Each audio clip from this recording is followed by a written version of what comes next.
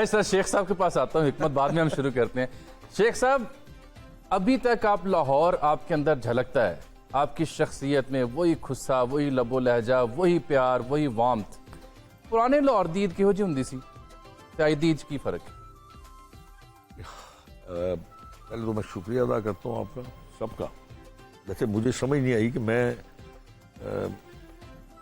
है नहीं मिसफिट हूँ मैं इतने बड़े मतलब अच्छे और बड़े काबिल दोस्तों के दरमियान।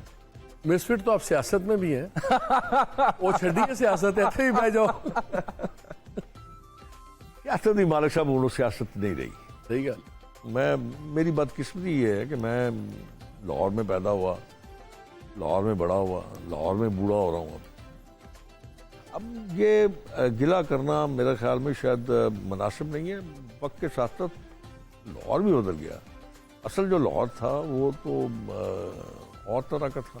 अब देखिए, मैंने इसलिए सवाल पूछा ना कि अब जब इस पहर आके आप ईद, बड़ी ईद आती है, बकरे शक्र कुर्बानी होती है, घर वालों के साथ बैठते हैं, लेकिन साथ नॉस्टैल्जिया तो होता होगा कि बचपन में, जवानी में जो लाहौर की थी वो कैसी थी और अब ईद के क्या रंग है। तो चूंकि ये जो आपको देख रहे हैं, जो सुन रहे हैं, वो आप जैसे बुजुर्गों से जानना चाहते हैं कि कैसा लाहौर था। बुजुर्ग कहता है सर, तो अच्छा नहीं लगा उन्हें आपने, ये क्यों कह दिया आपने? देख लो, बुजुर्ग कहता है उन्होंने तो। मैं शेख साहब के हवाले से आपको एक्सक्लूसिव मालूमात भी दूंगा कि बिल्कुल नहीं है, लेकिन बाद में पहले ये जवाब ले लूँ।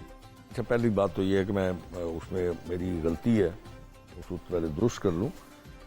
आपकी वसासत से पूरे अहले इस्लाम को मैं ईद दुहा मुबारक पेश करता हूँ और दुआ करता हूँ कि अल्लाह ताला खसूसी इस मुल्क पे आमीन अपनी रहमत करे।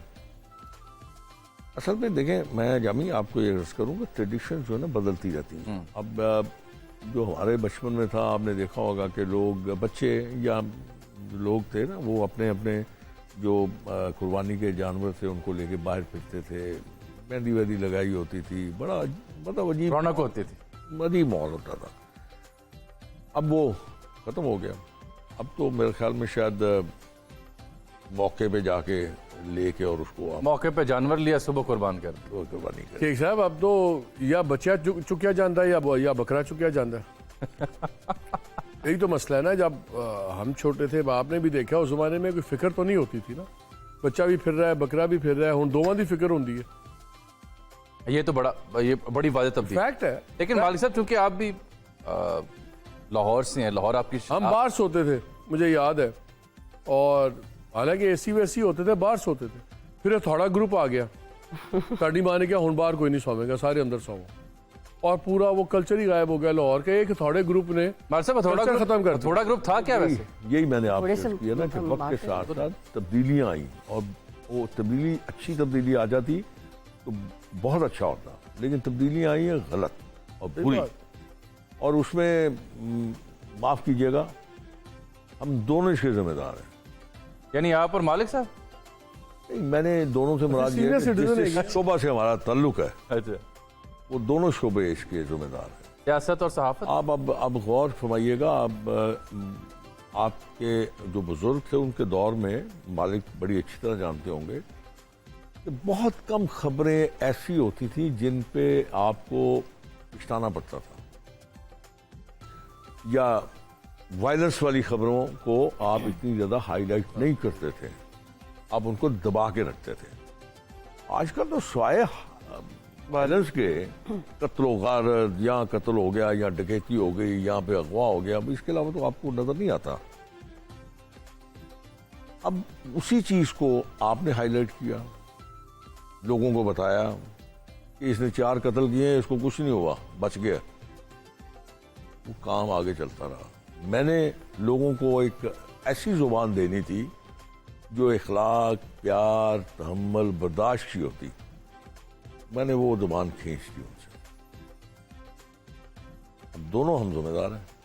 लेकिन शेख साहब, आपकी जो बहुत बड़ी कंट्रीब्यूशन है, ऑल्दो भी मालिक साहब ने कहा कि आप मिसफिट हैं सियासत में, जो कि आप हैं भी, क्योंकि आप वोकल हैं, अपराइट हैं, बहुत अलग हैं आप रेगुलर सियासतदानों से। लेकिन एक चीज़ जो नहीं बदली शायद आपकी जवानी से लेके और अब तक भी, कि आप जो पहनते हैं ये बहुत इसकी सिंबॉलिक इंपॉर्टेंस है। और आपने एक इंटरव्यू में भी कहा था कि पसंद नहीं किया जाता था, आपके कॉलीग्स आपको मना भी करते थे कि आप ये कपड़े नहीं पहने, बट इट लुक्स ब्यूटीफुल। तो ये एग्जैक्टली, तो ये इंस्पिरेशन आपको कैसे आया? दुनिया आपने ऐसी मैं करी? सिर्फ एक बंदे की सुनता था और वो इत्तेफाक से अब दुनिया में नहीं रहा।